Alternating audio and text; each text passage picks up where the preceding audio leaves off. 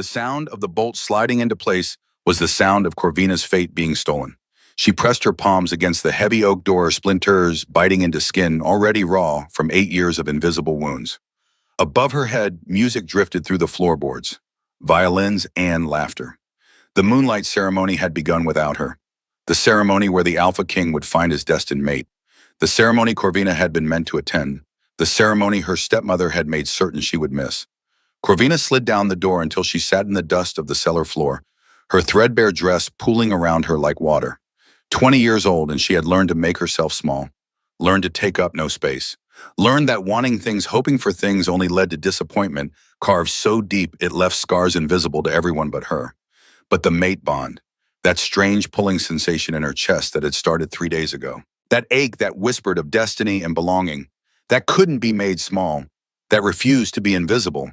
It was pulling at her now, insistent, growing stronger with each passing moment, like a golden thread wrapped around her heart tugging towards something. Someone. Above her head, the mate she was supposed to meet tonight was up there, and she was locked down here in the dark. 8 years ago, things had been different. Corvina could still remember the girl she'd been at 12 years old. Still remember standing in the front parlor of this very house, her father's hand warm and steady on her shoulder as he introduced his new wife. Corvina had been small for her age then, all long limbs and uncertain smiles still raw from losing her mother to sickness 2 years before.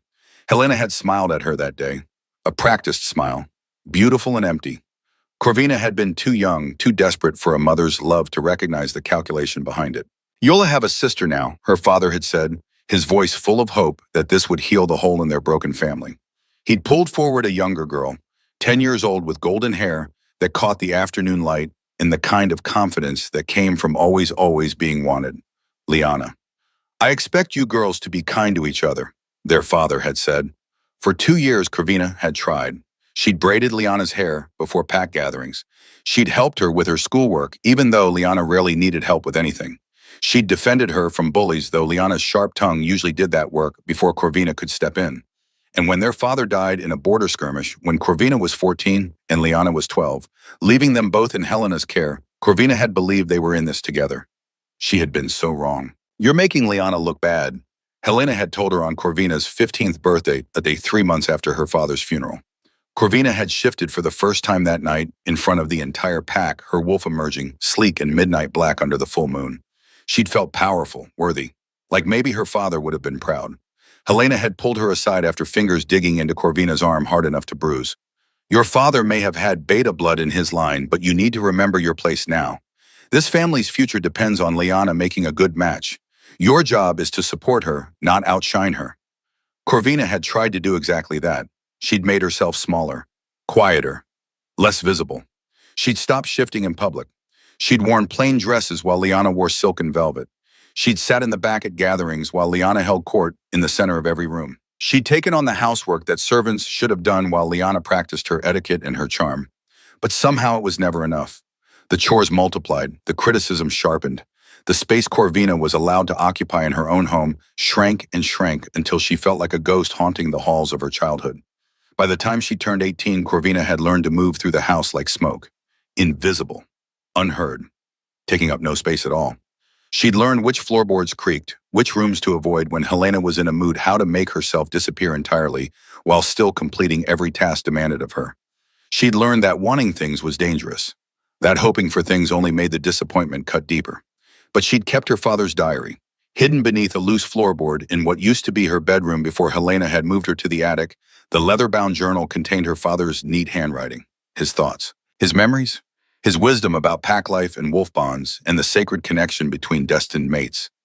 Corvina read it by candlelight on nights when the loneliness felt like it might swallow her whole. She'd memorized entire passages, knew them by heart, drew comfort from her father's words when nothing else in her life offered solace. "The mate bond is chosen by the moon goddess herself," he'd written. "It cannot be forced or faked. When you meet your destined mate, you will feel it. A pulling in your chest, a recognition in your soul, like finding the other half of yourself you never knew was missing. And when that bond completes nothing and no one can break it, it is sacred, eternal, the greatest gift the goddess can bestow." 3 days ago, Corvina had felt it. That pulling, that ache, that sense of something reaching for her from somewhere she couldn't name. She'd been hanging laundry in the back garden when it hit. A sensation like someone had hooked a golden thread around her heart and tugged. Not painful, but insistent, impossible to ignore. She dropped the shirt she was holding, one hand flying to her chest, breath catching. The mate bond. It had to be, but who there were alpha males in Silver Pine Pack, unmarked and unmated. No one she could think of who might, and then the news had come. A messenger from the capital, formal and excited. The Alpha King was making a tour of the territories. He would be stopping in Silver Pine Pack in 3 days' time. There would be a moonlight ceremony. The Alpha King, after decades of searching, believed his destined mate resided somewhere in the Silver Pine territory. Helena's eyes had gleamed when she heard, sharp and calculating. She'd looked at Liana, 18 and beautiful and accomplished, and Corvina had watched the plan form in real time. Liana will need a new dress, Helena had announced. The blue silk, no the silver. Something that catches the moonlight. Corvina, you'll help her prepare. Make sure she's perfect. Corvina had felt it then, the pulling sensation in her chest intensifying, growing stronger.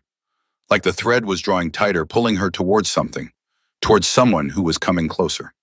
She tried to tell herself it meant nothing, that she was imagining it, that the bond couldn't possibly be calling to her. Corvina Ashford, the invisible stepdaughter, the girl who'd learned to take up no space, the ghost in her own home. But she'd felt it when she slept, felt it when she woke, felt it growing stronger with each passing hour as the moonlight ceremony approached. And this morning, Helena had found her standing at the attic window, one hand pressed to her chest, staring in the direction of the capital with an expression Helena must have recognized. Hope. You're not going, Helena had said, flatly. Corvina had turned surprised Helena was even speaking to her. Usually Helena delivered orders through Liana or simply expected Corvina to intuit what was needed. What? To the ceremony, you're not going. Helena had moved closer, her eyes cold. I know what you're feeling. That pull, that ridiculous hope. But you need to understand something, Corvina. Whatever you think is happening, it doesn't matter. Liana is my daughter. Liana is beautiful, accomplished everything an alpha could want. She will meet the Alpha King tonight. She will be chosen, and you will stay out of the way. But if the bond, Helena had hissed, is irrelevant, do you really think I'll let you ruin this opportunity? Do you have any idea what kind of future awaits the Alpha King's mate power? Wealth, status, everything I've worked for. Everything Liana deserves. And you think I'll let some accident of fate give it to you instead? Corvina's chest had tightened. It's not an accident. The mate bond is sacred. The moon goddess, Helena had interrupted, can be worked around. If you're not at the ceremony, if you're nowhere near the Alpha King, when the bond tries to complete it, won't matter what you feel. Liana will be there. Liana will be beautiful and charming and everything he could want, and you will be forgotten. Again. The words had landed like blows, each one precise, each one designed to hurt. Please, Corvina had whispered, hating how her voice broke. Please don't do this. The bond. I can feel it. My mate is coming tonight. If I'm not there, if you're not there, Helena had said, stepping so close Corvina could smell her perfume, expensive and cloying. Liana will take your place, and you'll stay exactly where you belong, in the shadows, invisible, where you've always been. She'd smiled then, cold as winter frost. You should be used to it by now. Now 6 hours later, Corvina sat in the cellar and listened to her fate being stolen above her head. Helena had been clever about it, had waited until the afternoon when preparations for the ceremony were in full chaos, had asked Corvina to fetch something from the cellar. Your father's old jewelry box. I think there's a necklace Liana could wear. It's on the shelf in the back behind the winter stores. Corvina had gone, had descended the narrow stairs into the cool darkness, had moved past the shelves of preserved foods and stored supplies, looking for the jewelry box she wasn't sure even existed. The door had closed above her. The bolt had slid home with a sound like a death knell. Corvina had run back up the stairs, had pounded on the door, had screamed until her throat went raw. But the cellar was at the back of the house, away from the main rooms where the ceremony would be held. And the door was solid oak, reinforced with iron bands from when this space had been used for secure storage decades ago. Her father had built this cellar himself, had made it strong enough to withstand anything, including apparently his daughter's desperate escape attempts. That had been 3 hours ago, 3 hours of listening to the preparations above, the music tuning, the guests arriving, the ceremony beginning, 3 hours of feeling the mate bond grow stronger and more insistent with each passing minute, like a living thing in her chest reaching, searching, confused by her absence. 3 hours of knowing that somewhere up there above her head, her destined mate was searching for her and finding her sister instead. Corvina pressed her face against her knees and tried to breathe through the pain. Not just the physical pain of the mate bond straining, pulling, aching for connection it couldn't complete, but the deeper pain, the older pain, the pain of being invisible, unwanted, forgotten, the pain of being locked in darkness while the world moved on without her. Again, she'd spent the first hour crying, the second hour screaming until her voice gave out and her hands were bloody from pounding on the door. This third hour, she'd sat in numb silence, listening to the sounds of a celebration she should have been part of. The ceremony had started half an hour ago. She could hear the ceremonial drums, the elder's voice carrying through the floorboards, though she couldn't make out the words. The murmur of the crowd as guests took their places. And she could feel him, her mate, up there, close, so close. The bond was pulling so hard now it felt like it might tear her apart from the inside. Like every cell in her body was straining toward him, toward connection, toward completion, toward the sacred bond the moon goddess had chosen for her. But she was locked down here in the dark, and he was up there finding someone else. This is it, Corvina thought, resting her head against the door. This is how I lose everything.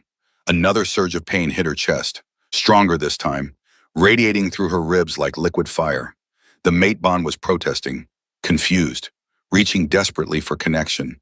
She could almost feel him searching for her, could almost sense his confusion when the bond pointed one direction but another woman stood before him. Through the floorboards, Helena's voice rang out, artificially sweet, practiced. Your Majesty, may I present my daughter Liana, your destined mate. Corvina's heart stopped. Your Majesty, the Alpha King, the most powerful wolf in the territories, the ruler whose authority was absolute, whose mate would become Luna Queen of the entire realm, and Helena was presenting Liana as that mate. A pause, long enough that Corvina held her breath, long enough that hope, stupid and desperate and impossible to kill, flickered in her chest. Then a voice, male, deep, resonating with command. Even through wood and stone, Corvina could feel the power in it, could feel her wolf respond with instinctive recognition. Stand. There was weight in that single word, authority that made every wolf in the room straighten, even those not being addressed. Let me see you. Another pause. Corvina pressed her ear to the floor, straining to hear over her own thundering heartbeat. Then flat and certain and final. You're not her. Corvina's breath caught. The hope in her chest flared brighter, dangerous, painful. He knew. The Alpha King knew Liana wasn't his mate. Where is she? Where is my mate? The words sent a shockwave through Corvina's entire body. He could feel her, even locked down here in the cellar, even separated by wood and stone. And Helena's machinations, the mate bond was strong enough that he knew she existed, knew she was near, knew Liana was wrong. I don't understand, Your Majesty. Liana's voice trembled. Corvina knew that tone, the one Liana used when she was performing, when she wanted sympathy or lenience or someone to believe she was innocent. I'm Helena's daughter of the Silver Pine Pack. I don't care whose daughter you claim to be. The Alpha King's voice dropped. The temperature in the room seemed to drop with it. You are not the woman the moon goddess chose for me. I can sense my mate nearby, but she is not you. A pause, then more sharply. Where is she? There is no one else, Your Majesty. Helena's voice now, smooth as silk. Corvina could picture her face, the expression of concerned confusion she'd perfected over years of social climbing. Liana is my only daughter of mating age. Perhaps the bond is simply, do not presume to tell me what I feel. The rage in those words made the floorboards vibrate.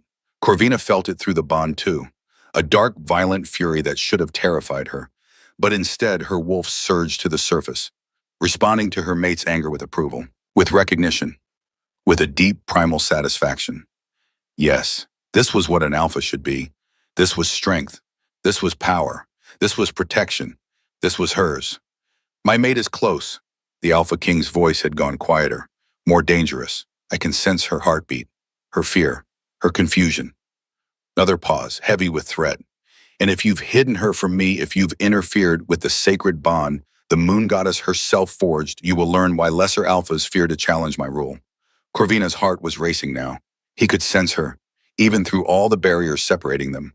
Through stone and wood and Helena's lies, he could feel her presence, feel her fear, feel the bond pulling him toward her. All to him, or call him, her wolf urged, clawing at her consciousness. Let him know where we are. But Corvina's throat was too raw from hours of screaming, too tight with fear and desperate hope, and 8 years of learning not to ask for things, not to want things, not to believe good things could happen to her. Then she remembered her father's words, written in that diary she'd read so many times she knew them by heart. The mate bond is sacred, he'd written, stronger than any magic, stronger than any barrier. If you're ever in danger and your mate is near, you can push your need through the bond itself. Your call will reach them. It will always reach them. Nothing can block a true mate's cry for help. Corvina closed her eyes, reached for the golden thread in her chest. It was there, thrumming with energy, pulsing with the rhythm of a heartbeat that wasn't her own. She grabbed hold of it with her consciousness, with her wolf, with everything she had left after 8 years of being invisible. And she pulled, pushed every ounce of her desperation and fear and hope through that connection. I'm here. I'm below you. Locked away in the cellar. Please, please find me. The effect was immediate and catastrophic. Above her, something roared. Not a human sound, a wolf's fury voiced through a man's throat. The kind of sound that made every wolf in hearing distance submit instinctively. The kind of sound that preceded violence. The music cut off abruptly. People screamed, furniture crashed with sounds that shook dust from the ceiling beams. Where the Alpha King's voice had gone guttural. Barely human, resonating with power that made the air itself seem to tremble. Where is she? Your Majesty, please. Helena's composure was cracking. Corvina could hear it. You're not making sense. There's no one. The words cut off with a choking sound. This is the last time I asked nicely. Each word was bitten off, controlled with effort that made them more terrifying than shouting would have been. Where is my mate? Silence.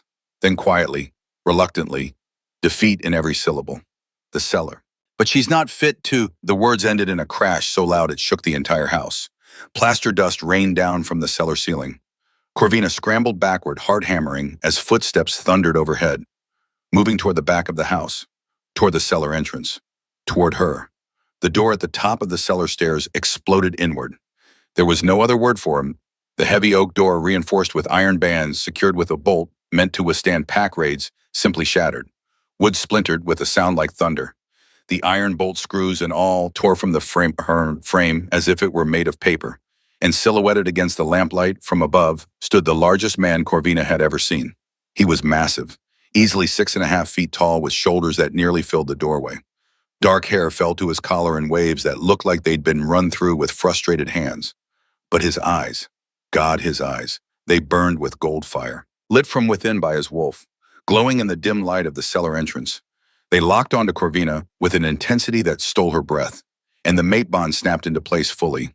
The sensation drove them both to their knees. Corvina gasped, hands clutching at her chest as the golden thread between them solidified into something real and permanent and utterly overwhelming. It wasn't gentle, wasn't the soft recognition she'd imagined. It was like every nerve ending in her body had suddenly connected to his, like she could feel his rage and his relief and his desperate need all tangled together with her own emotions until she couldn't tell where she ended and he began. He was down the stairs in seconds, moving with impossible speed for someone his size. His boots barely touched the steps. When he reached her, his hands were gentle as they cupped her face, despite the violent fury still radiating from him in waves, despite the gold still bleeding through his eyes, despite the way his whole body was trembling with barely contained violence. His touch was infinitely careful. He breathed. His thumbs traced the tear tracks on her cheeks with devastating tenderness. I felt you calling, felt your fear, felt you reaching for me through the bond. His expression darkened. Gold bled into the whites of his eyes as his wolf rose closer to the surface. They locked you down here, during our ceremony. They tried to steal your place, tried to put someone else between us. The growl that rumbled through his chest made the air vibrate. Corvina couldn't speak, couldn't do anything but stare at him. This magnificent, terrifying alpha who'd torn through a reinforced door like it was nothing. Who'd known instantly that Lyanna wasn't his mate. Who'd come for her with the kind of single-minded determination that made her wolf purr with deep, bone-deep satisfaction. I'm sorry. The words came out hoarse, broken. Her throat was raw from screaming. I'm sorry I wasn't there. I tried to. You have nothing to apologize for. His hands were still cradling her face, his touch impossibly gentle for someone who'd just destroyed a door with his bare hands. The ones who did this will answer for it. But first, he pulled back slightly, his golden eyes scanning her body with an intensity that felt almost physical. Are you hurt? Did they harm you? Just locked me in. Corvina swallowed hard, trying to make her brain work through the overwhelming sensation of the completed mate bond. My stepmother. She wanted Liana to take my place. She's been planning this for weeks. I didn't realize until today when she told me I wasn't allowed to attend. The growl that rumbled through his chest was felt more than heard, a vibration that made the air itself seem to tremble. She locked her own daughter in a cellar, to prevent her from meeting her true mate, to defy the moon goddess's sacred choice. Stepdaughter, Corvina corrected quietly, the old pain of that distinction rising up despite everything. My father was her second husband. He died 8 years ago. Since then, she's made it very clear that I'm an obligation she tolerates. Nothing more. Something dangerous flashed in his eyes, something that reminded Corvina that this man was the Alpha King for a reason, that his power wasn't just political, it was primal, absolute, the kind of power that made other alphas submit without question. Not anymore. He stood pulling her up with him. His hand was warm and solid around hers, steady in a way that made Corvina feel like she might actually be real, actually be visible, actually matter. Stand up, he said, and it wasn't a command. It was an invitation. Let me see you properly. Corvina's legs shook as she rose, suddenly aware of how she must look. Her dress was old and plain, the same one she'd worn to packed gatherings for the past 3 years because Helena refused to buy her anything new. Her hair had come loose from its braid, falling in tangled waves around her face. She had dust on her clothes and tear stains on her cheeks and blood on her hands from pounding on the door. But when he looked at her, it was like she was the most beautiful thing he'd ever seen. Corvina, she whispered, because he needed to know her name, needed to know who she was beyond just mate. My name is Corvina Ashford. Rowan. His voice was rough with emotion. Rowan Silvercrest. And you, Corvina Ashford, are the most stunning woman I have ever laid eyes on. Heat flooded her cheeks. I look terrible. I'm covered in dust, and you look like mine. The possessiveness in his tone made her wolf sit up and take notice. Made something deep in Corvina's chest settle, click into place, like finding the answer to a question she'd been asking her whole life without knowing it. You look, Rowan continued, his voice softer now, like the other half of my soul that I've been searching for my entire life. He held out his hand, and Corvina saw that it was trembling slightly. This powerful alpha who'd just torn through a door, whose authority made lesser wolves submit with a word, was shaking as he offered his hand to her. Come, he said, we have a ceremony to finish, and several people upstairs who need to learn what happens when they try to come between an alpha and his mate. Corvina took his hand, and the moment their palms touched, the mate bond sang.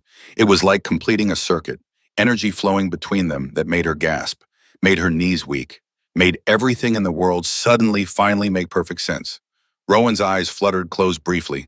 His grip tightened. I felt you hours ago, he said quietly, when I entered the territory. I knew my mate was close, knew the moon goddess had finally blessed me after decades of waiting. When I arrived and you weren't at the ceremony, I thought perhaps you were running late. Perhaps you were nervous. His jaw clenched. Then they presented that girl, and I knew something was wrong. The bond was pulling me toward this house, but not toward her. When I asked where you were, your stepmother tried to insist there was no one else. That's when I knew they'd hidden you. He started up the stairs, keeping her hand firmly in his grip protective and possessive in equal measure. And when you called to me through the end, he stopped on the stairs, turned to look at her with eyes that burned. I have never felt rage like that. Pure, incandescent fury that anyone would dare keep my mate from me. That anyone would lock you away like you were nothing, like you didn't matter. His free hand came up to cup her cheek again. You matter, Corvina. You matter more than anything. They emerged into the kitchen. The destruction was immediately apparent. The door Rowan had torn through lay in splinters across the floor. A section of the wall had cracks radiating from where he had apparently punched through it to reach the cellar entrance faster. The doorframe itself was bent at an angle that shouldn't be possible without supernatural strength. I may have overdone it, Rowan admitted, following her gaze. I wasn't thinking clearly. All I knew was that you were down there, afraid and alone, and every instinct I had was screaming at me to get to you. I'm glad you did. Corvina squeezed his hand, marveling at how perfectly hers fit in his. I was starting to think I'd be down there all night, that by the time anyone found me, the ceremony would be over and your sister would have stolen your life. Rowan's expression went hard again. That will never happen. You are my mate, chosen by the moon goddess herself. No one, and I mean no one, can take that from you. They walked through the house toward the front parlor where the ceremony had been taking place. Corvina could hear voices, anxious and confused, talking over each other in rising panic. As they approached, the conversation cut off abruptly. Rowan pushed open the door, and every eye in the room turned to them. The scene was chaos. The ceremonial altar had been knocked askew. Several potted plants lay shattered on the floor. And standing in the center of it all were Helena and Liana, both looking pale and terrified. Behind them, a group of wolves in formal attire stood at attention. The Alpha King's guard, Corvina realized. Their expressions were carefully neutral, but their eyes tracked Rowan's every movement with the intensity of trained warriors. Your Majesty, Helena's voice trembled in a way Corvina had never heard before. The confident, calculating woman who'd controlled Corvina's life for 8 years suddenly looked small, uncertain. I can explain. Explain what? Rowan's voice was dangerously quiet, the kind of calm that preceded violence. Explain how you locked my mate in a cellar during our mating ceremony. Explain how you tried to pass off your daughter as the moon goddess's choice. Explain how you were perfectly willing to defy sacred law for your own gain. I didn't know. Helena's facade was cracking, desperation bleeding through her practiced composure. How was I supposed to know Corvina was your mate? She's nobody. Nothing. She has no rank, no prospects, no... She caught herself, but too late. No value, Rowan finished coldly. Is that what you were going to say? Helena's silence was answer enough. Let me make something very clear. Rowan pulled Corvina forward, positioned her slightly in front of him, his hand still firmly holding hers. This is my mate. This is your future Luna Queen. And you tried to lock her away like trash, like she was disposable, like she didn't matter. The room fell into stunned silence. Corvina felt the weight of every stare, saw the shock on Liana's face, the fury and fear warring in Helena's expression.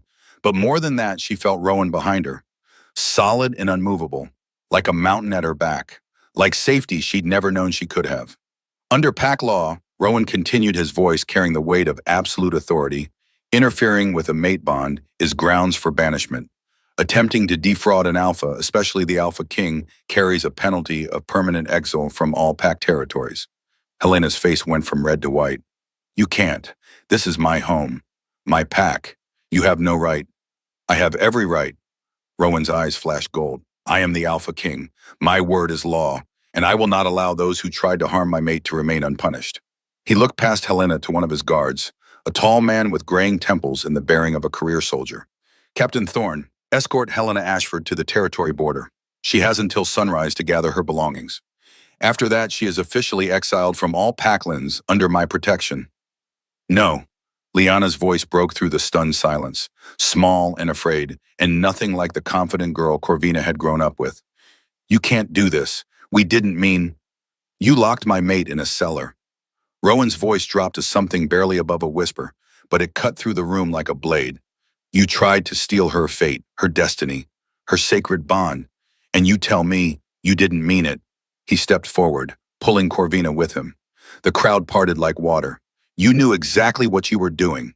The only thing you didn't anticipate was that I would be able to sense her despite your deception.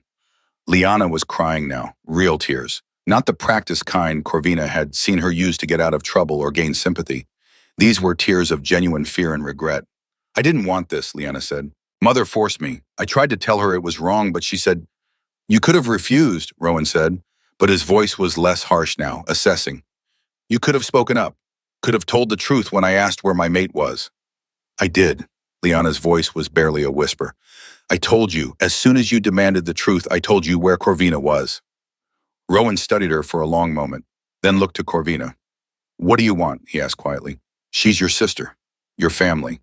The decision should be yours. Corvina looked at Liana, saw the tear-streaked face, the trembling hands, the genuine fear in eyes that had always been so confident before. She saw the sister who'd ignored her, who'd accepted the best of everything while Corvina got nothing, who'd been complicit in 8 years of invisible cruelty.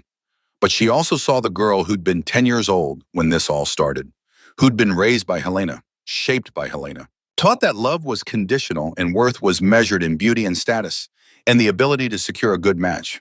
She's been a victim too, Corvina said quietly.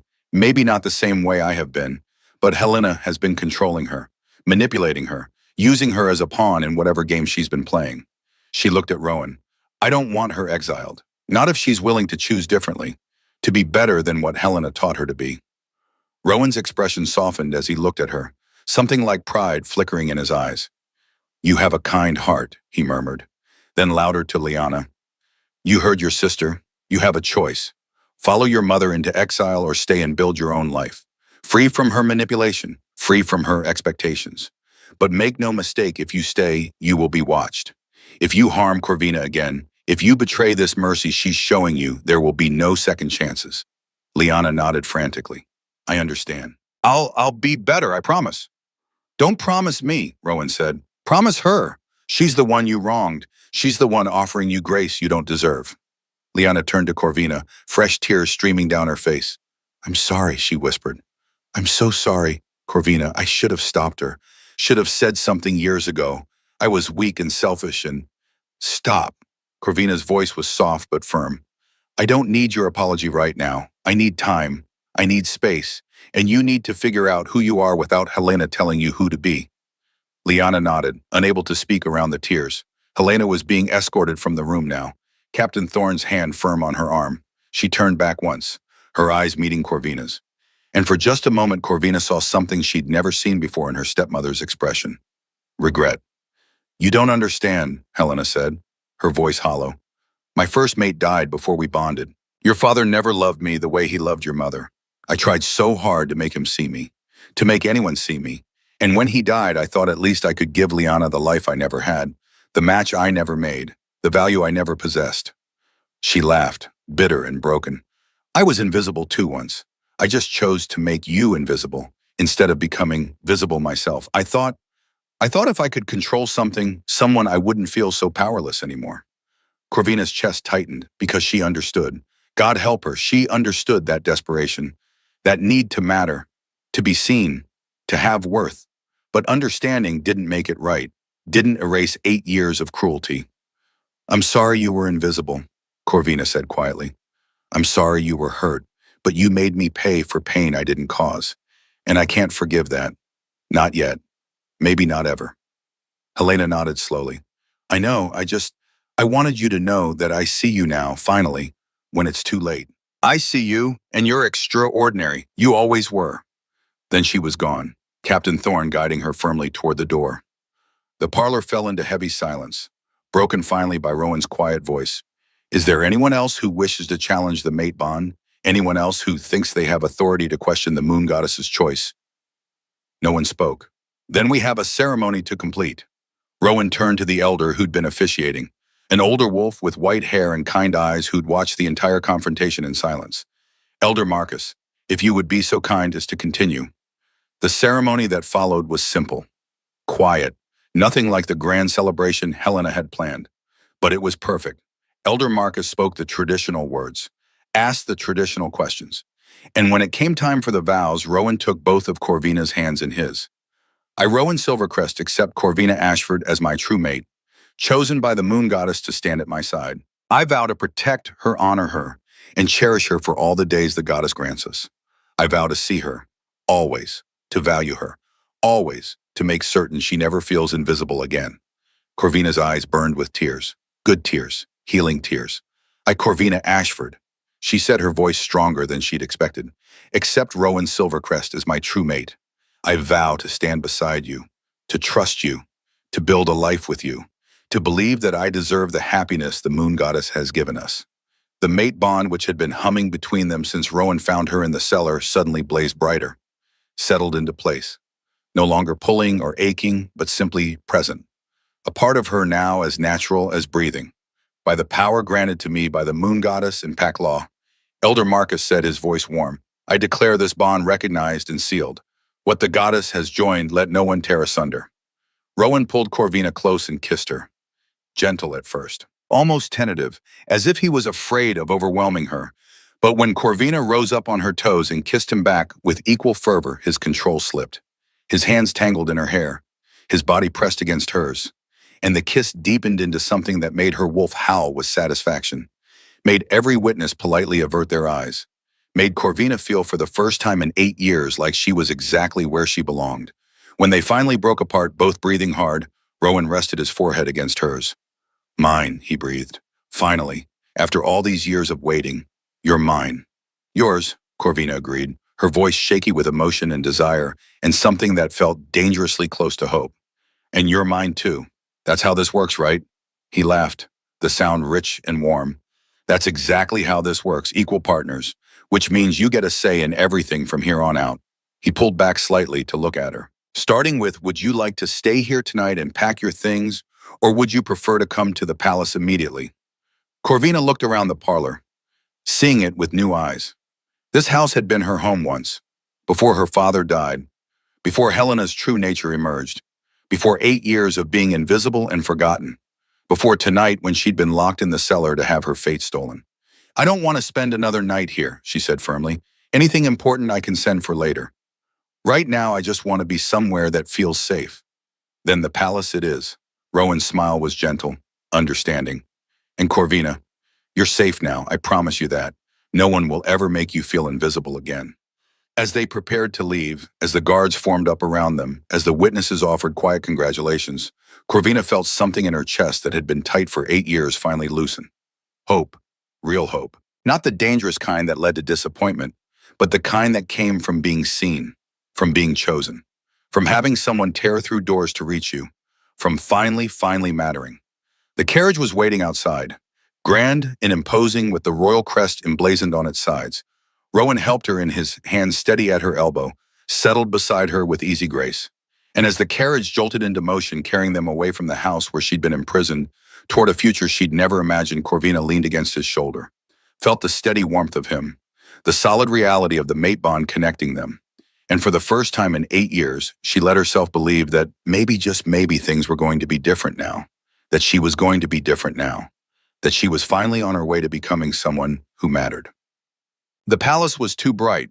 That was Corvina's first thought when the carriage passed through the iron gates at dawn. Too bright, too grand, too much everything all at once after 8 years of learning to make herself small. The Silvercrest Palace sprawled across the hillside like a jewel catching the first light of morning. White stone towers reached toward the sky. Gardens bloomed in riots of color even in early autumn. And everywhere, there were wolves moving with purpose and confidence. Guards at their posts, servants tending the grounds, courtiers already gathering for the day's business. All of them stopped to stare as the royal carriage pulled up to the main entrance. All of them looking at her. Corvina's hand tightened on Rowan's. He squeezed back, steady, grounding. Breathe, he murmured. They're not judging you. They're curious. There's a difference. But Corvina had spent 8 years being invisible, had perfected the art of moving through spaces without being noticed, had learned to make herself so small that people forgot she was there.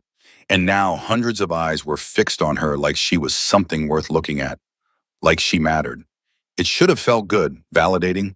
Instead, it felt like standing naked in a spotlight, every flaw exposed, every inadequacy visible.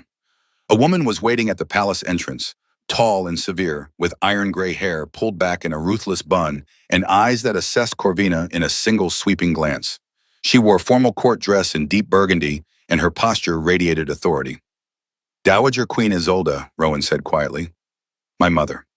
Corvina's stomach dropped. She'd known she would have to meet Rowan's mother eventually, but she'd imagined having time to prepare, time to make herself presentable, time to figure out what to say to the woman who'd raised the Alpha King.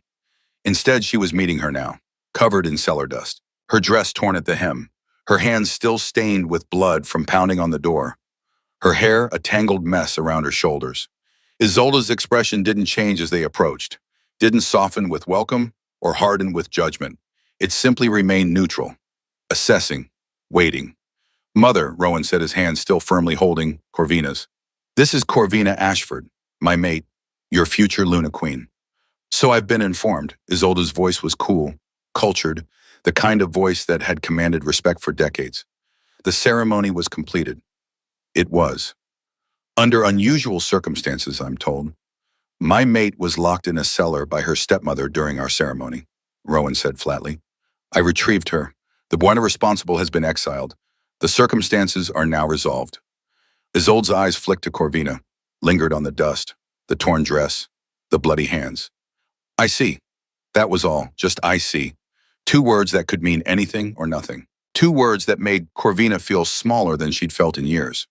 Lady Ashford, Isolde continued, and Corvina realized with a start that she was being addressed directly. Welcome to Silvercrest Palace. I'm certain you're exhausted. Rowan, have the servants prepare the West Wing guest suite. Your mate will need time to rest and recover before any formal introductions. It was dismissal. Polite and proper, but dismissal nonetheless. Rowan's jaw tightened. Mother. She's been through an ordeal, Isolde interrupted smoothly. You don't intend to parade her through the palace in this state. Let her rest. We'll speak later. Then she turned and walked back into the palace. Back straight, head high, every inch the queen she'd been before Rowan ascended to the throne. I'm sorry, Rowan said quietly once she was out of earshot. She's not usually quite so cold, Corvina supplied. It's fine, I understand. I'm not what she expected. You're exactly what I need, Rowan corrected. What she expected is irrelevant. But as servants appeared to guide Corvina to the guest suite, as Rowan was pulled away by advisors demanding his attention on urgent territorial matters, Corvina couldn't help but think that what the Dowager Queen expected might matter more than Rowan believed. The West Wing guest suite was larger than the entire attic Corvina had lived in for the past 8 years. Floor-to-ceiling windows overlooked the gardens. A massive four-poster bed dominated one wall draped in silk the color of midnight. There was a sitting area with plush furniture, a writing desk carved from dark wood, and doors leading to a private bathing room that made Corvina's breath catch. Is everything to your satisfaction, my lady? The servant who'd escorted her was young, maybe 19, with kind eyes and a nervous smile. I'm Nessa. I've been assigned as your personal attendant. If you need anything at all— This is too much, Corvina whispered. I don't need all this. A simple room would be— You're the Alpha King's mate, Nessa said gently. This isn't too much. This is what you deserve. Corvina wanted to argue, wanted to say that she didn't deserve silk and soft furniture and rooms large enough to echo, that she was just Corvina Ashford from a minor pack.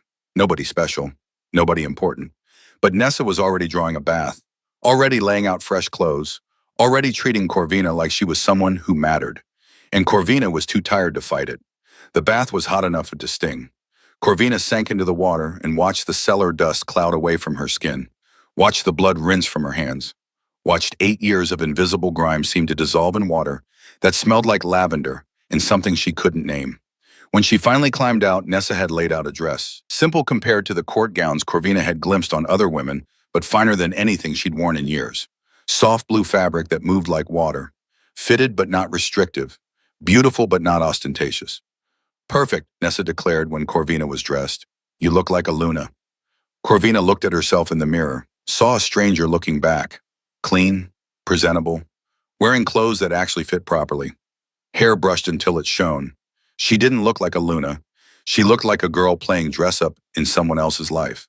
The first week passed in a blur of overwhelming everything. Rowan had meetings, constant, endless meetings about territorial disputes and pack politics and trade agreements. Things that required his attention as Alpha King. Things that meant Corvina spent hours alone in the guest suite trying to figure out what she was supposed to be doing. When Rowan was with her, everything felt right. The mate bond hummed between them, comfortable, natural, like they'd known each other for years instead of days. They ate meals together when his schedule allowed, walked in the gardens in the evenings, talked about everything and nothing. But when he was gone, Corvina felt lost. Nessa tried to help, brought books on pack protocol and Luna duties, explained the hierarchy of the court, taught Corvina which fork to use at formal dinners and how to address various ranks of nobility.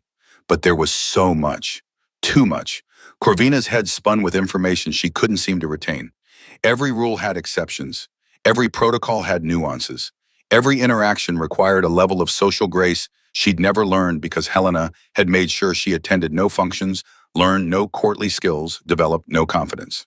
On the 5th day, an older woman appeared at her door. 70 at least, with silver hair and warm eyes that crinkled at the corners when she smiled. She wore simple robes in sage green, and she moved with the careful deliberation of someone who'd learned to conserve energy as age caught up with strength. Lady Corvina, she said, her voice gentle but firm. I'm Elder Miriam.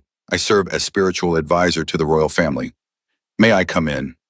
Corvina nodded, too surprised to speak. Miriam settled into one of the sitting room chairs with a sigh of relief. These old bones don't appreciate stairs the way they used to. Tell me, child, how are you finding palace life? Corvina hesitated, tried to find the right words, the polite words.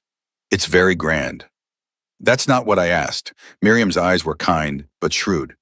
I asked how you're finding it, not what you think I want to hear.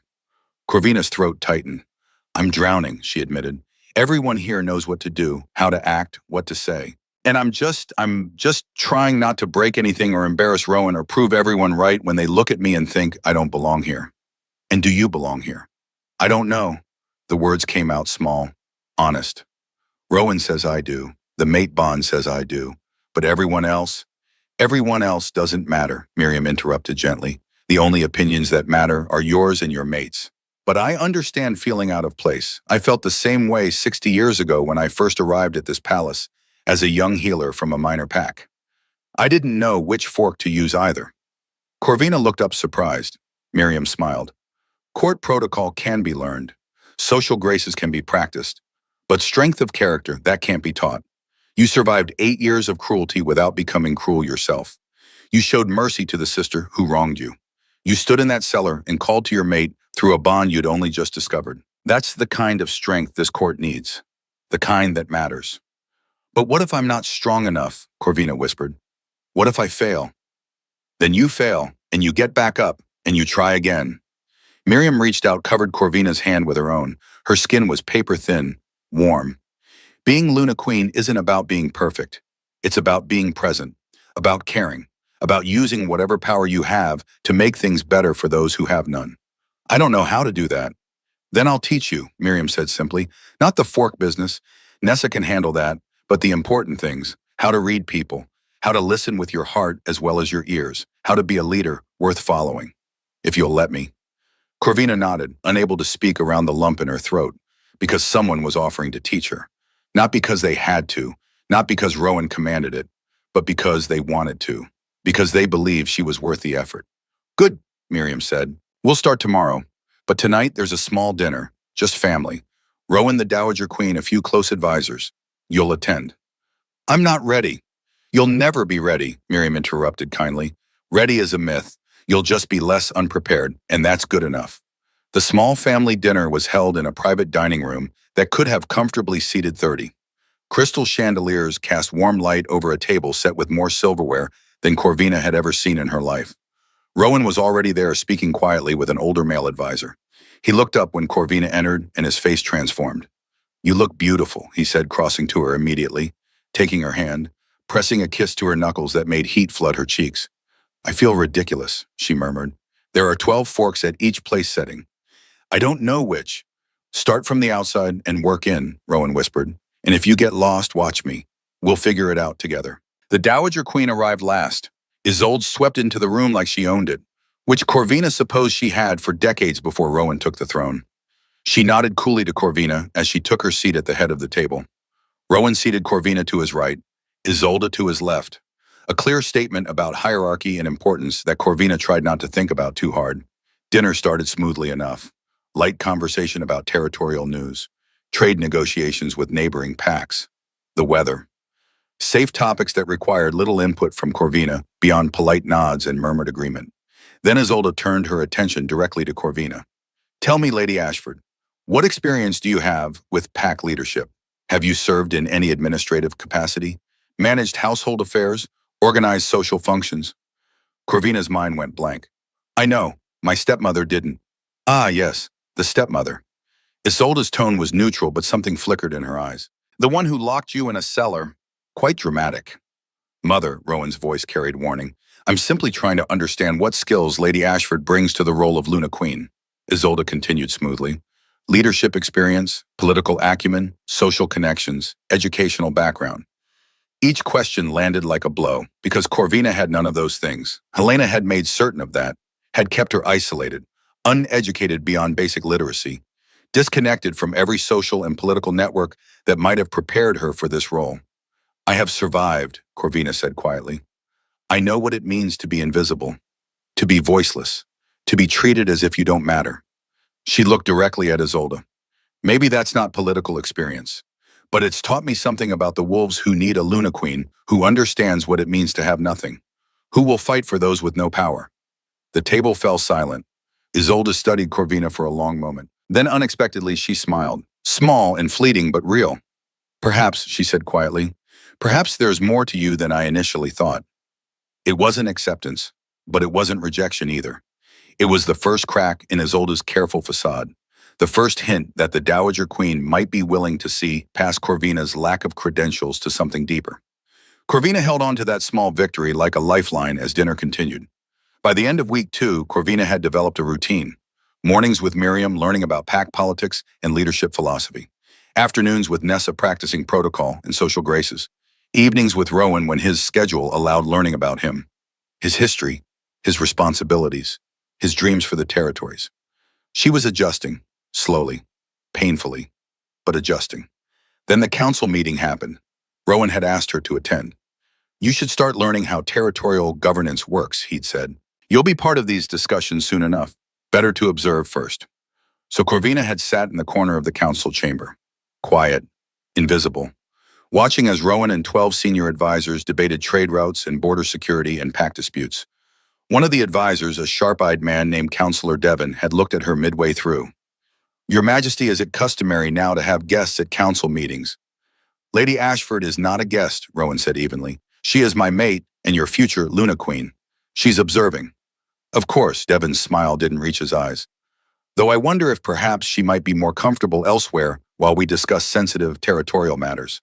No offense intended, but she is from a minor pack, untrained in discretion. One worries about information security." The implication was clear.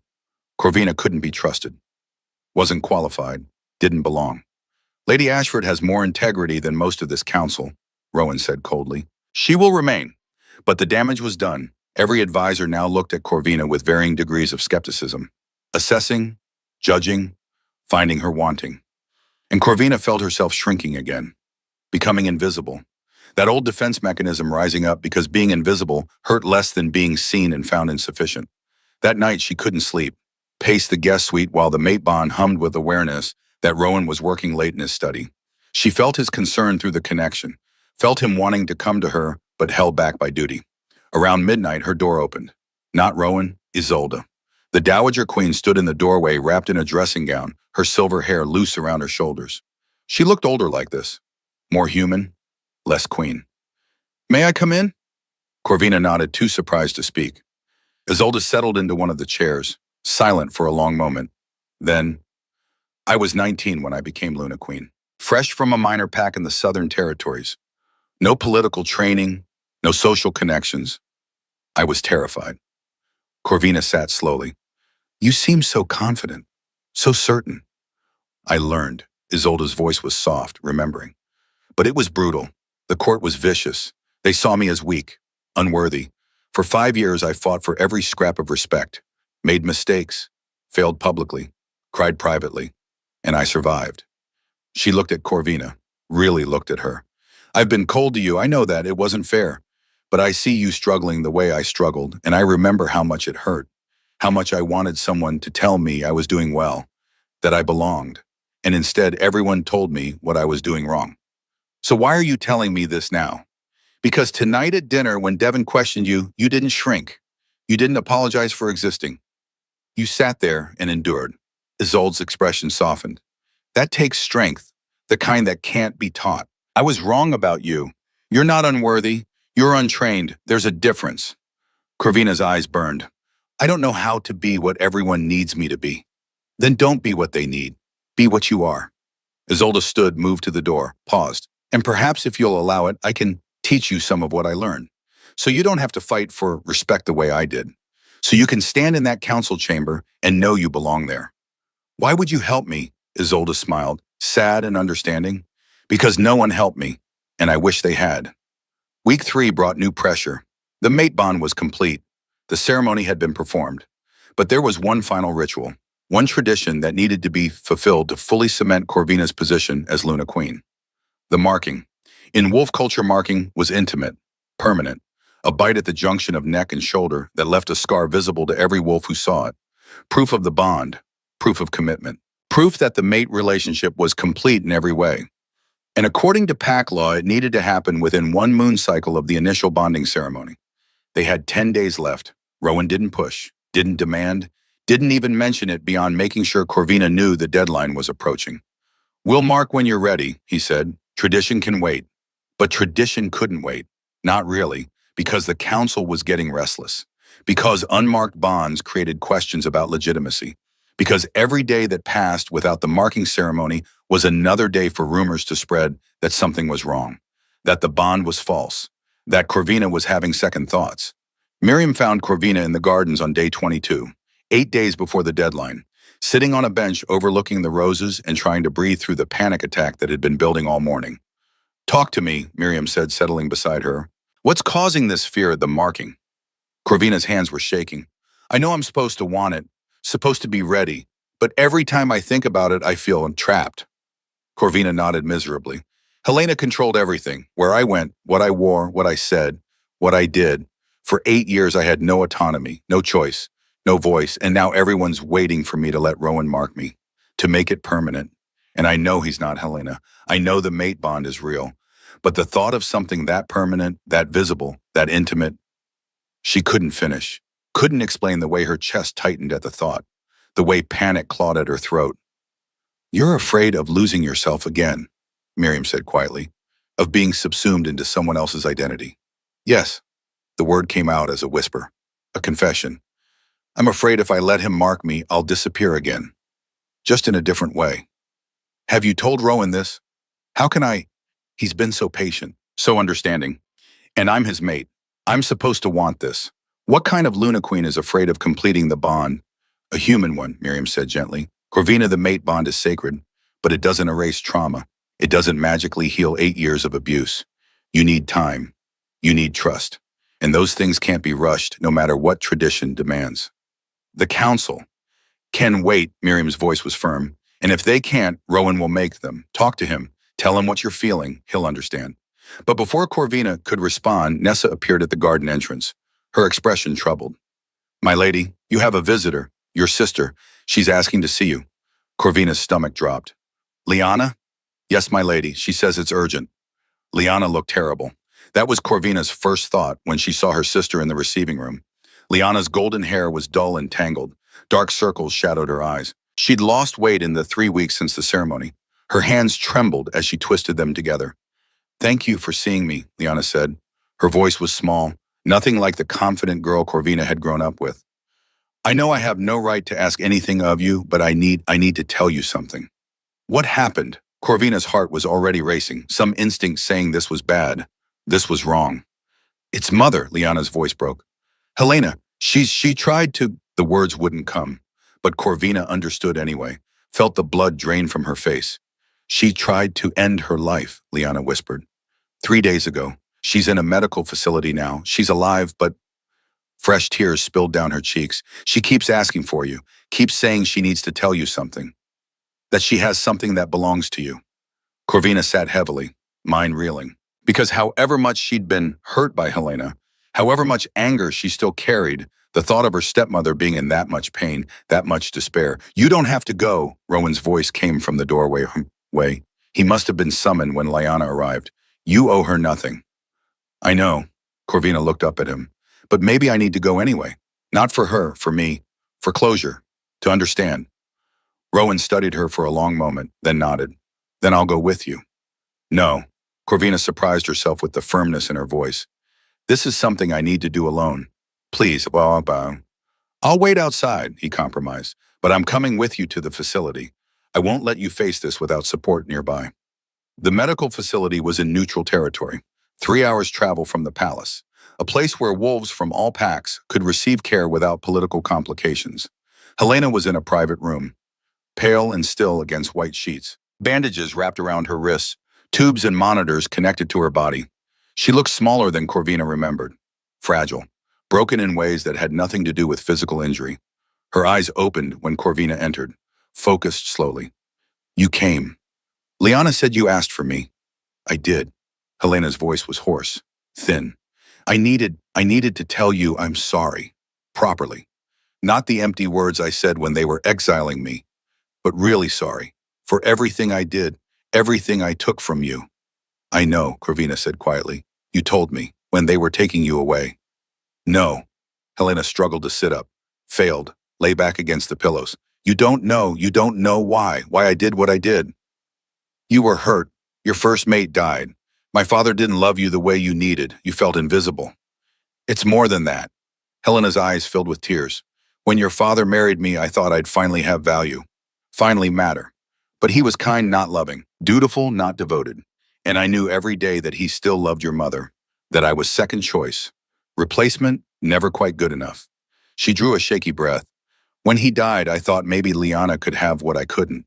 The perfect match, the devoted mate, the life I'd always wanted. So I poured everything into her, made you small so she could be big, made you invisible so she could be seen. I know all this, Corvina said. It doesn't make it right. No, but there's more. Helena's hand fumbled toward the bedside table. Nessa, who'd accompanied Corvina, stepped forward to help, retrieved a worn leather bag. Your father, Helena whispered.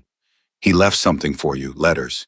He wrote one every month from the time you were 10 until he died. 12 letters, to be given to you on your 21st birthday. Instructions about the mate bond, about being Luna, about how proud he was of you, how much he loved you. Corvina's breath stopped. What? I hid them. Helena's voice broke. I hid them in the attic. Couldn't bear the thought of you having that, having his love in writing when I never had it. I wanted to destroy them, burn them, but I couldn't. So I just kept them hidden, kept you from knowing how much your father believed in you. She pushed the leather bag toward Corvina. They're yours. They've always been yours. I'm sorry. I'm so sorry I took that from you too. Corvina's hands shook as she took the bag, opened it. Inside were 12 sealed envelopes. Her name written on each one in her father's careful handwriting. The world tilted, because these were pieces of her father she thought were lost forever. His voice, his wisdom, his love. All here, real, waiting for her. Why are you giving these to me now? Corvina whispered. Because I have nothing left to lose. Helena's voice was barely audible. Because I destroyed my life and Leanna's life and your life, and I can't undo any of it. But I can give you back the one thing I stole that might actually matter. Your father's words, his belief in you, the truth that you were always worthy, always loved.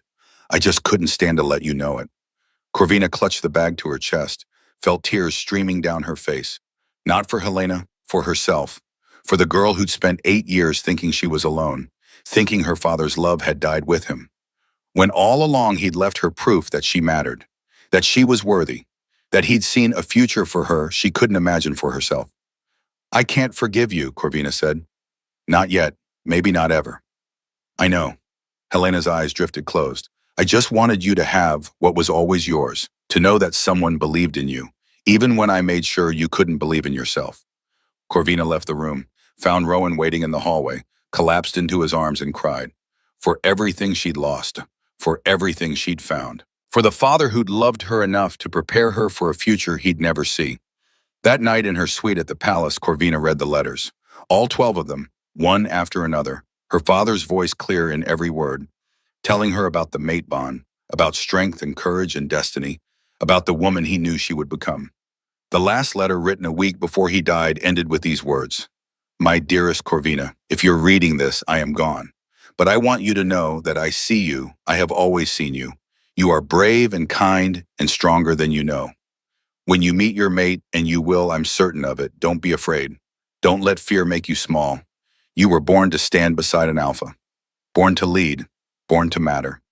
Never let anyone, including yourself, convince you otherwise. I love you. I'm proud of you. And wherever I am, I'm watching over you. You're going to do extraordinary things. I just wish I could be there to see them. All my love always. Your father. Corvina folded the letter carefully, pressed it to her chest, and felt something inside her that had been broken for 8 years finally begin to heal, because her father had seen her, had believed in her, had known she would be exactly where she was now, and he'd been proud. She found Rowan in his study, working late as always. He looked up when she entered, a concern immediate in his eyes. Are you all right? No, Corvina said honestly, but I will be. I need to tell you something. She told him about the marking ceremony, about her fear, about feeling trapped and scared and like she might lose herself again. She told him everything, all the panic and terror and confusion she'd been carrying for weeks. Rowan listened, didn't interrupt, didn't defend or explain or justify, just listened with his full attention until she'd said everything she needed to say. Then he stood, crossed to her, took both her hands in his. The marking ceremony, he said quietly, is meant to honor the bond, to celebrate commitment. It's not meant to be a cage. And if it feels like one to you, then we don't do it. Not until you're ready. Not until you trust that being mine doesn't mean losing yourself. But the council can go to hell. Rowan's voice was firm. You are my mate, my equal, my partner, not my possession. And I will not mark you until you're ready to be marked. Even if that takes months, years, however long you need. You mean that? I swear it. He brought her hands to his lips, kissed her knuckles gently. You survived 8 years of being controlled. I won't be another person who takes your autonomy. You set the pace. You make the choice. And I will wait. Corvina felt the last of her resistance crumble. Not because Rowan was pushing, but because he wasn't. Because he was giving her exactly what she needed. Space, time, choice.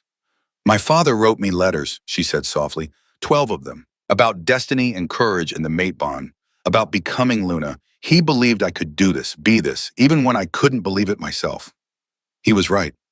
I read them tonight, all of them, and I realized something. Corvina looked up at Rowan. I've been so afraid of losing myself in you that I forgot I'd already found myself. These past weeks, I haven't been disappearing. I've been growing, learning, becoming stronger. She took a breath, steadying. I'm ready. Not because tradition demands it, not because the council expects it, but because I choose it. I choose you. I choose us. And I'm not afraid anymore. Rowan's eyes blazed gold. You're certain. I'm certain. And she was. Finally, completely. I want to complete the bond. I want to be marked. I want everyone to know that I'm yours and you're mine and this is real. When now, Corvina smiled, small but genuine. Right now, no ceremony, no audience, just us, the way it should have been from the beginning. Rowan cupped her face in his hands, studied her for a long moment, then smiled, fierce and proud and full of love. Then come with me. He led her to his private chambers. His real rooms, not the formal quarters used for state business. The space was simpler than Corvina expected. Personal, with windows overlooking the gardens and a bed that looked like it was built for comfort, not show. Are you sure? Rowan asked one more time. Because once I mark you, that's it. Permanent, visible. Everyone will know you're mine. Everyone will know we're each other's, Corvina corrected. Because you mark me and I mark you. Equal partners. The way the mate bond is supposed to work. Rowan's smile was radiant. Equal partners. I like that. The marking was intimate, private, nothing like the public ceremony tradition demanded. Rowan was gentle, patient, made sure she was comfortable every step of the way. And when his teeth finally sank into the junction of her neck and shoulder, when the bond flared bright and permanent and complete, Corvina felt no fear, no panic, no sense of losing herself. She felt whole, and when she marked him in return, felt his sharp intake of breath, and the way the bond solidified from his side too, she understood. This wasn't about possession. It wasn't about control. It was about choosing each other, claiming each other, building something together that neither of them could build alone. They lay tangled together afterward, the marks fresh and tender and visible, the bond humming between them, complete in every way. My father knew, Corvina whispered. He knew I'd find you, knew I'd be here, knew I'd be strong enough to survive everything and still choose love. He was a wise man. He was. Corvina traced the mark on Rowan's shoulder, her mark, proof that she mattered enough to leave a permanent claim on the Alpha King. I wish he could have met you. I wish that too. Rowan kissed her forehead. But he left you those letters. Left you the wisdom and courage to become exactly who you're meant to be. That's a gift. It is. Corvina closed her eyes, felt the mate bond steady and strong, felt Rowan's heartbeat in rhythm with her own, felt for the first time in 8 years like she was exactly where she belonged. Thank you. For what? For waiting, for giving me choice, for not making me small. You could never be small, Rowan said. You're brilliant and brave and strong. You survived what would have broken most wolves, and you came out the other side with your kindness intact. That's extraordinary. Corvina smiled against his chest. I'm starting to believe that. Good. Rowan's arms tightened around her, because it's true. And tomorrow will show the entire court just how extraordinary you are. But tonight you're mine, and I'm yours, and that's enough. It was more than enough. It was everything. The morning of the public marking ceremony dawned clear and bright, too bright for Corvina's nerves.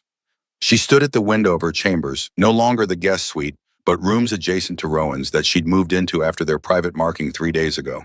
Her hand drifted unconsciously to the mark on her neck, still tender, still visible, proof that the bond was complete in every way that mattered. But the court needed its ceremony. The territories needed their spectacle. And Corvina needed to prove she could stand before hundreds of witnesses and claim her place as Luna Queen without crumbling under the weight of expectation.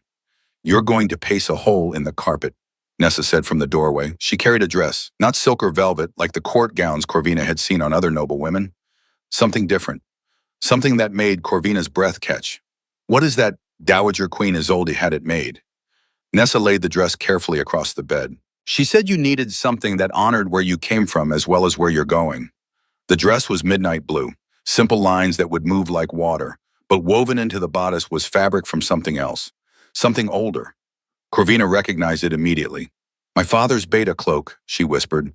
"The Dowager Queen retrieved it from your old home," Nessa explained, "had it incorporated into the design. She said a Luna Queen should carry her father's strength with her, especially today." Corvina touched the familiar fabric, worn soft from years of her father wearing it at pack gatherings. She could almost smell him, almost feel his presence, almost hear his voice from those letters telling her she was destined for this. "Tell her thank you," Corvina said quietly. "Tell her it's perfect." The ceremony was held in the palace's grand hall, a space that could hold 500 wolves comfortably and was currently filled beyond capacity. Representatives from every pack in the territories had come, alphas and their mates, counselors, elders, witnesses to watch the Alpha King's mate receive her public marking and her official recognition as Luna Queen.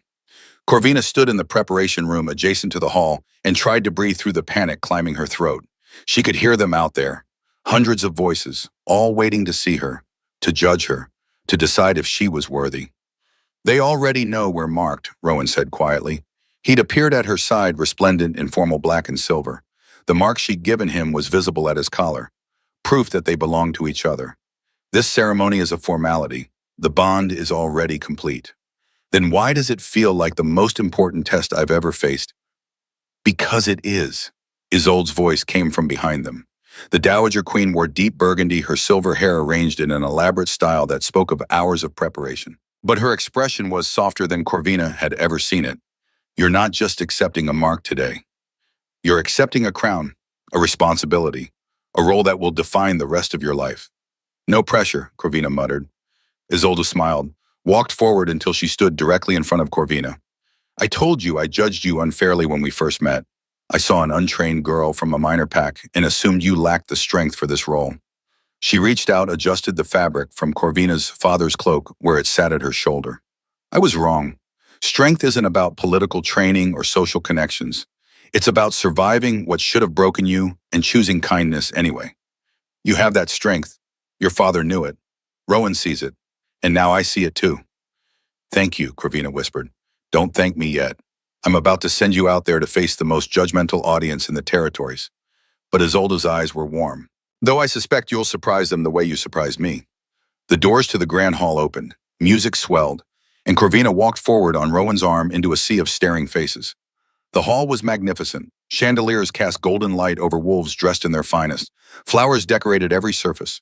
The ceremonial altar stood at the far end, draped in white and silver.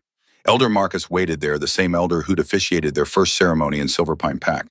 But it wasn't the grandeur that made Corvina's steps steady. It wasn't the music or the flowers or the careful choreography of the moment.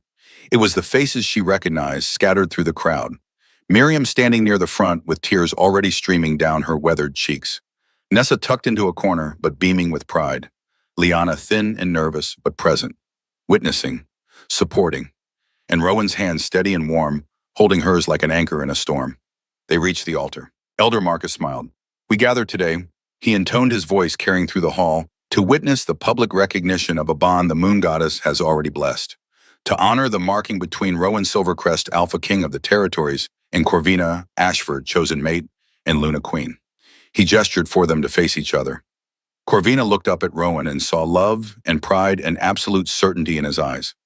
"The private marking has been completed," Elder Marcus continued. "What we do here is not to create the bond, but to celebrate it, to declare before all witnesses that this union is recognized, honored, and protected under pack law." He turned to the audience. "Is there any who would challenge this bond, any who would question the moon goddess's choice. Silence, heavy and complete. No one moved, no one spoke. Then by the authority granted to me by the moon goddess and the laws of our people, I declare this marking recognized and celebrated. Rowan Silvercrest and Corvina Ashford are bonded mates partners in ruling equals in all things. What the goddess has joined, let no wolf tear asunder. The hall erupted in cheers. Rowan pulled Corvina close and kissed her. Not the gentle, tentative kiss of their first ceremony, but something deeper, more confident. A kiss that spoke of 3 weeks of learning each other, of trust built and fear overcome, of love growing in the space between destiny and choice. When they broke apart, Corvina was smiling, really smiling. For the first time since walking into this overwhelming hall, she felt like maybe she belonged here after all. The feast that followed was overwhelming in the best way. Tables laden with food, music and dancing. Wolves from packs across the territories coming to offer congratulations and welcome. Corvina's feet hurt from standing. Her face ached from smiling. But for the first time in her life, she felt truly seen, truly valued, not invisible, not forgotten, but present and important and worthy of taking up space. "You're doing beautifully," Isolde murmured as she passed, "though you might want to eat something before you faint from exhaustion." Rowan appeared at Corvina's elbow with a plate of food and a knowing smile. "Mother's right. Come sit." They found a quiet corner, away from the crowd but still part of the celebration. Corvina ate without tasting, too overwhelmed to process anything beyond the fact that she'd survived. She'd done it. She'd stood in front of hundreds of wolves and claimed her place without crumbling. "I'm proud of you," Rowan said quietly. "I didn't do anything, just stood there and let people stare at me. You did everything." His hand found hers under the table, squeezed. "You were terrified and you faced it anyway. That's courage. I just didn't want to embarrass you."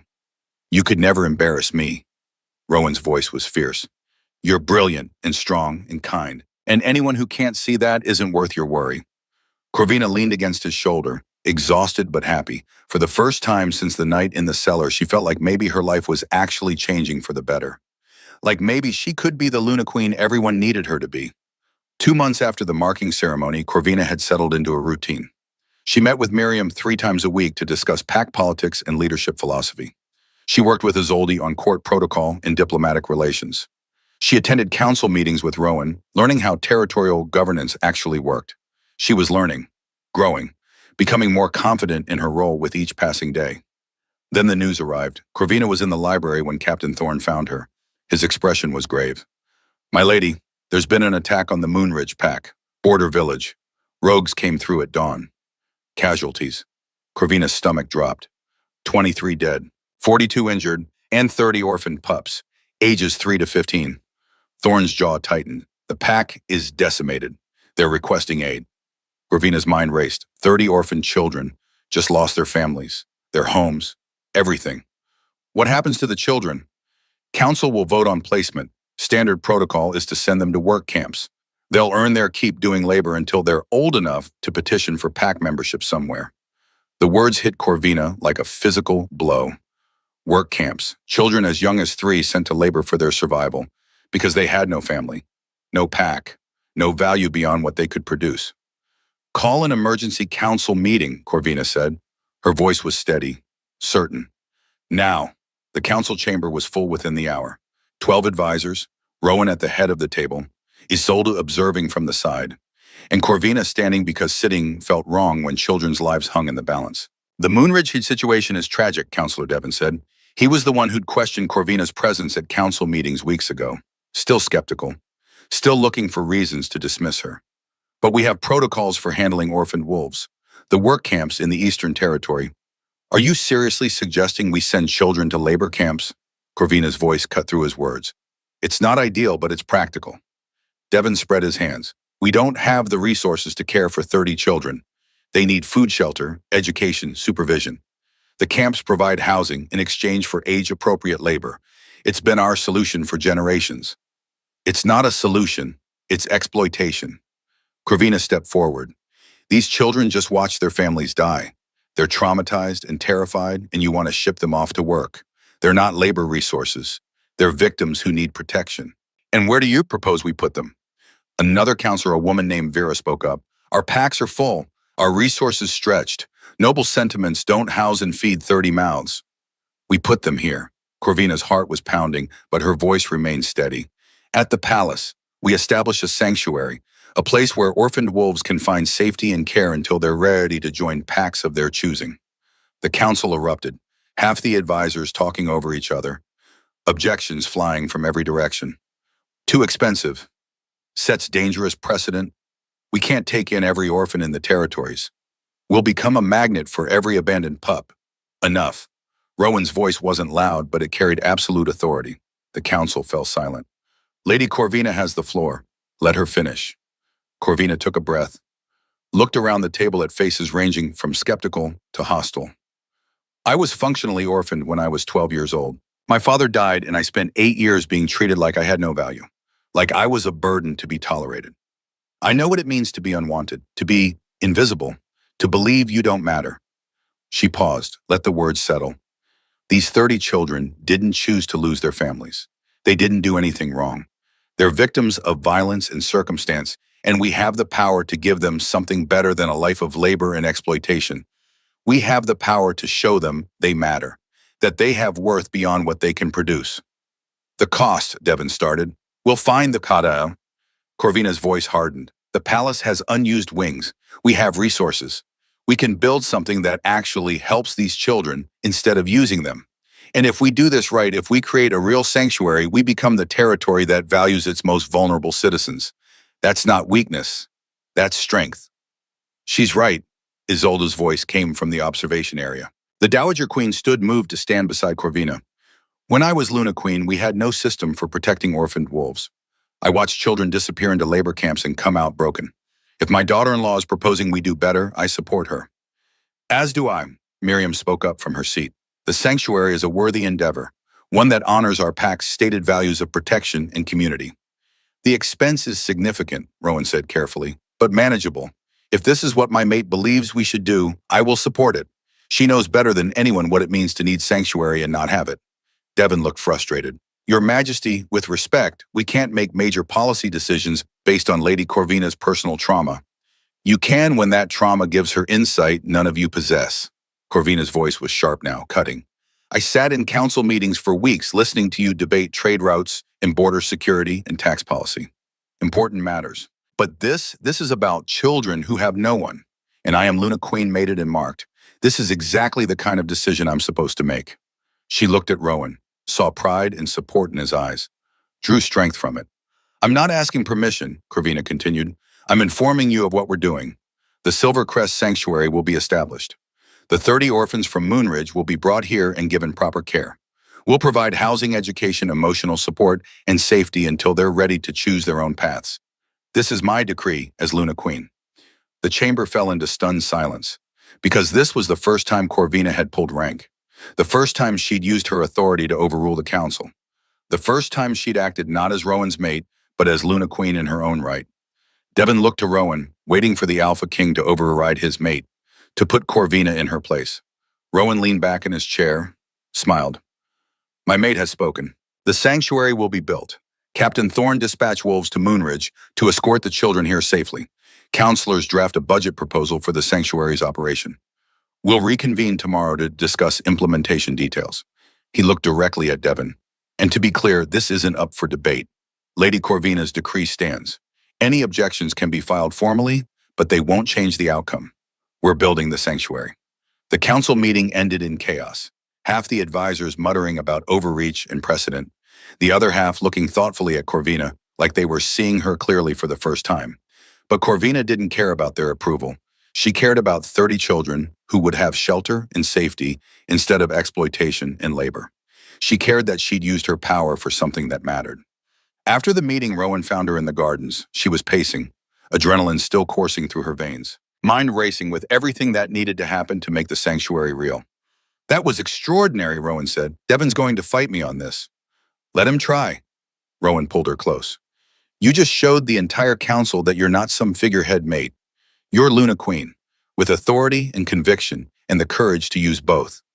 I've never been more proud. I just couldn't let them send children to work camps. I couldn't, Corvina's voice broke. I know what it's like to be unwanted. I won't let these kids suffer that if I can prevent it. And you won't. We'll build something beautiful, something that actually helps. Rowan pressed a kiss to her forehead. Your father would be proud too. This is exactly the kind of thing he meant when he wrote about you being destined to lead. The Silvercrest Sanctuary took 6 weeks to build, a converted wing of the palace that had stood empty for decades. Rooms were renovated, furniture brought in, a dedicated staff hired to provide care and education and emotional support. And on a cold morning in late autumn, 30 children arrived. Corvina stood at the sanctuary entrance and watched them file in. Some crying, some silent and blank-faced with shock, some clinging to the few possessions they'd managed to save from the attack. All of them looking lost, scared, uncertain what would happen to them next. Welcome to Silvercrest Sanctuary, Corvina said softly. You're safe here, you're wanted here, and you will never be treated as anything less than valued members of our pack. The youngest child, a little girl no more than 4 years old with enormous eyes and tangled brown hair, tugged on Corvina's dress. Are you the Luna Queen? I am. Are you going to send us away? The question landed like a knife to the chest, because that's what these children expected. To be temporary, burdensome, eventually discarded. Corvina knelt so she was eye level with the little girl. What's your name? Kessa. Well, Kessa, I'm going to tell you something very important. You're not going away. This is your home now, for as long as you need it. And when you're ready to choose your own path, we'll help you do that. But you're not a burden. You're not temporary. You matter. Do you understand? Kessa's eyes filled with tears. She nodded.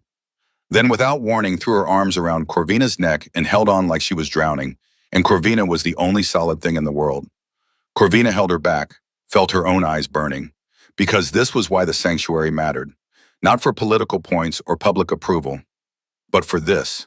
For one little girl who needed to know she wasn't alone. Over the next weeks, Corvina spent hours at the sanctuary, learning the children's names, their stories, their fears and hopes and dreams. She helped them settle in, comforted them through nightmares, made sure they understood this wasn't temporary.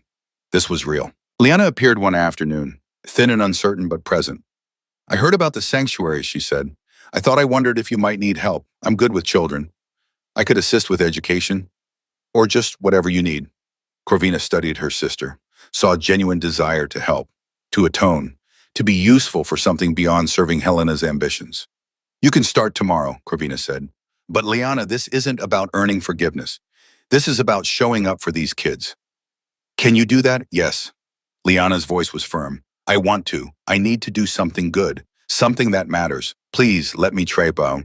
So Liana joined the sanctuary staff, and slowly, carefully, the sisters began rebuilding something that had been broken for years. Not the relationship they'd had as children. Something new, something honest, something built on choice rather than blood. 4 months after the sanctuary opened, Corvina received a letter from Helena. The handwriting was shaky, the paper thin, but the words were clear. Corvina, I've been in the medical facility for months now, recovering, reflecting, trying to understand how I became the person who locked her stepdaughter in a cellar. I have no excuses, no justifications, but I have a request. Let me help with the sanctuary. I failed as a mother. Let me try to do better for children who have none. I don't expect forgiveness. I don't deserve it. But I need to do something good before I die. Please, Helena. Corvina read the letter 3 times, showed it to Rowan, to Miriam, to Isolde, to Liana. Everyone had opinions. Most advised against it. Helena had done too much damage, hurt Corvina too deeply, didn't deserve a chance to be involved in something meaningful. But Corvina thought about that little girl Kessa asking if she was going to be sent away. Thought about all the children in the sanctuary who'd been hurt and abandoned and were learning to trust again. Thought about Helena, who'd been hurt and abandoned too. Who'd let that pain turn her cruel instead of kind. Who was trying however inadequately to do better. She can volunteer, Corvina decided, in the kitchens, under supervision. No contact with the children until she's proven she's stable. And if she hurts anyone, if she brings her bitterness anywhere near these kids, she's gone immediately. Helena arrived 2 weeks later, smaller than Corvina remembered, grayer, moving like someone who'd been broken and was still learning to function again. She didn't try to hug Corvina, didn't offer empty apologies, just nodded. Thank you for this chance. It's not for you, Corvina said quietly. It's for the person I want to be. The Luna Queen who believes in second chances even when they're hard. But Helena, I need you to understand something. I'm not your stepdaughter anymore. I'm not the girl you could control and manipulate. I'm Luna Queen. And if you do anything to harm these children or undermine what we're building here, you will face consequences. I understand. Do you, Corvina, step closer? Because these kids, they've been through hell. They've lost everything, and they're learning to trust again. If you break that trust, if you bring any of your old poison here, I will exile you myself. Rowan won't have to do it. I will. Helena met her eyes, held her gaze. I deserve that, and more. I want to help. I want to do one good thing before I die. Let me try. So Helena worked in the sanctuary kitchens, preparing meals, cleaning, staying far from the children but close enough to hear their laughter, to see what real care and kindness looked like. And slowly, painfully, something in her began to heal too. One evening, Corvina found Helena standing at the kitchen window watching Leanna teach a group of children in the courtyard, tears streaming down her face. I destroyed her, Helena whispered. I destroyed both of you. Raised Leanna to be shallow and manipulative. Made you believe you were worthless. And look at you now. Look at what you've built, what you're giving these children.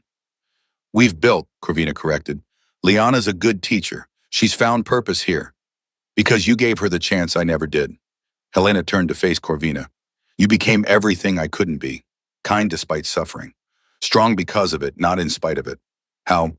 I had my father's letters, his belief in me, and I had Rowan and Miriam and Isolde, and eventually I had myself. Corvina's voice was steady. I chose to be different than what you taught me. Chose kindness over cruelty. Chose to build instead of destroy. Thank you, Helena's voice broke. Thank you for letting me witness it, for letting me be part of something good even in this small way. I don't expect forgiveness. Don't deserve it. But thank you for not completely giving up on me. Corvina didn't forgive, not fully. The wounds were too deep, the scars too permanent. But she nodded, acknowledged the gratitude, and let it be enough. Because forgiveness wasn't always possible, but coexistence was. And sometimes that had to be enough. 6 months after the night in the cellar, Corvina stood in the palace's grand hall for a different ceremony, her coronation as Luna Queen. The marking ceremony had been about the bond. This was about the crown, the responsibility, the official recognition that she wasn't just Rowan's mate, but a leader in her own right. The hall was packed again. But this time Corvina felt no fear. She'd spent 6 months learning to lead, to use her voice, to stand firm in her convictions. She'd built a sanctuary, reformed policies, became the Luna Queen the territories needed. She was ready for this. Elder Marcus performed the ceremony. Simple, powerful, sacred. Corvina Ashford Silvercrest, he intoned. Do you accept the responsibility of Luna Queen? Do you vow to lead with wisdom and compassion, to protect the vulnerable, to use your power in service of those who have none? I do. Corvina's voice rang clear through the hall. Then by the authority granted to me by the moon goddess and the laws of our people, I crown you Luna, Queen of the territories. May you lead with courage. May you govern with justice. May you never forget what it means to be invisible so you can ensure no one else suffers that fate. The crown was silver, simple, beautiful. Rowan placed it on her head himself, looked at her with such pride and love that Corvina's heart swelled. My Luna Queen, he murmured. My mate, my partner, my equal. My Alpha King, she replied. My love, my anchor, my home. The hall erupted in cheers. Corvina's coronation speech was short, powerful, from the heart. I was locked in darkness once, she said. Invisible, told I was worthless, told I had nothing to offer. But I'm here, standing before you, wearing this crown, not because I'm perfect, not because I have all the answers, but because I survived, and I chose to turn that survival into something meaningful. She looked out over the crowd, saw Miriam crying, saw Isolde smiling, saw the sanctuary children in the back wearing their best clothes, watching her with awe. Every person in the territories has value, Corvina continued. Every voice deserves to be heard. Every child deserves safety. Every victim deserves justice. That is my vow to you as your Luna Queen. I will see you.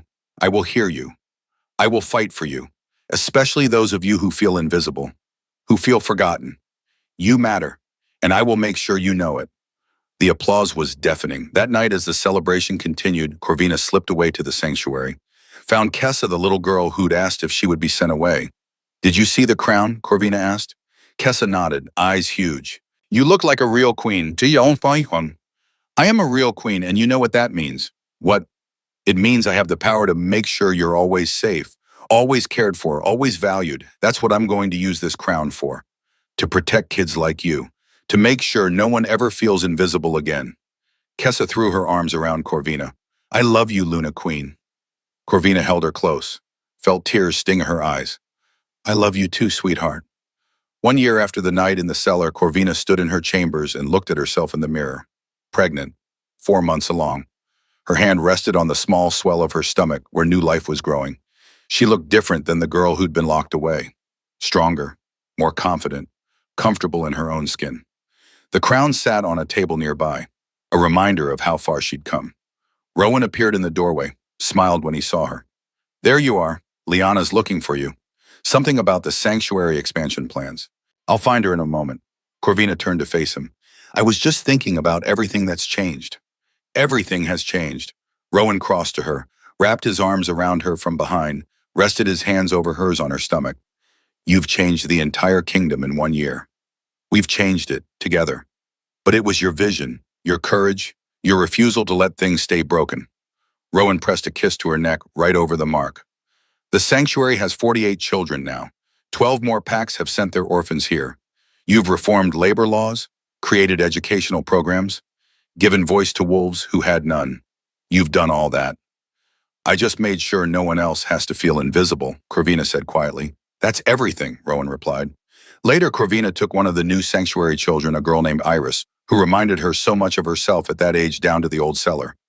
The space had been transformed. No longer dark and oppressive, but bright and welcoming.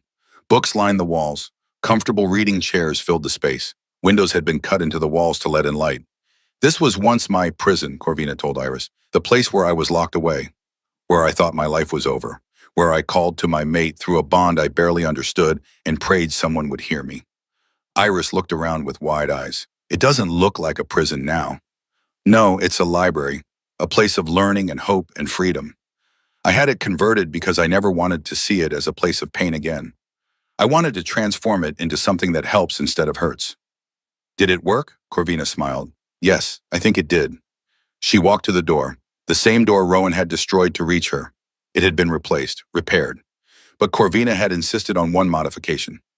The lock was there, but the key hung on a hook beside the door, always accessible, always visible. See this? Corvina touched the key. This door is never locked, never will be. Because everyone deserves a way out. Everyone deserves freedom, and I will never let anyone feel trapped the way I was. Rowan appeared at the top of the stairs, came down to join them. Ready for lunch? In a moment, Corvina looked at Iris. Why don't you pick out a book, any book you want? We'll come back later and read it together. Iris nodded, wandered off to explore the shelves. Rowan pulled Corvina close. You transformed your pain into something beautiful. We build better worlds, Corvina said simply. For ourselves and for those who come after us. She looked around the library, at the space that had once held her captive, that now held possibility. Rowan's hand found hers, squeezed. Together, he agreed. Together, Corvina echoed. Always together.